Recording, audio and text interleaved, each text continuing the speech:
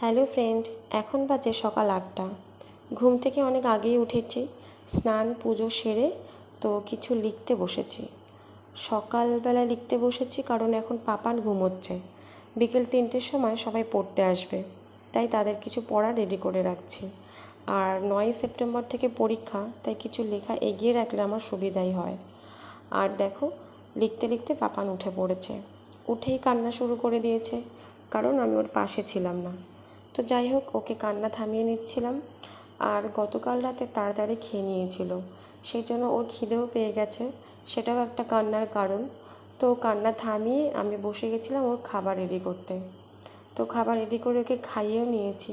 আর জানো তো, শরীরটা আজকে খুব একটা ভালো ছিল না, তো সেই জন্য মাঝখানের ভিডিও ক্লিপগুলো নেওয়া হয়নি, যেগুলো তোমাদের সঙ্গে শেয়ারও করা হয়নি। তো ৩টে থেকে সবাই পড়তে ঢুকেছিল, আর প্রায় 10টা বেজে গেছিলো পড়া শেষ করতে করতে। আর তারপরে আমি উঠে পাপানকে খাইয়ে আমিও নিজে ফ্রেশ হয়ে নিয়েছি, ওকে ওষুধ খাইয়ে নিচ্ছিলাম। তো সেদিন ডক্টরের কাছে নিয়ে গেছিলাম, বেশ কিছু ওষুধ ছিল, সেগুলো খাইয়ে নিচ্ছি। আর দেখো, পাপান খেলতে খেলতে পড়েও যাচ্ছিল, তো ভাই ধরে নিয়েছে।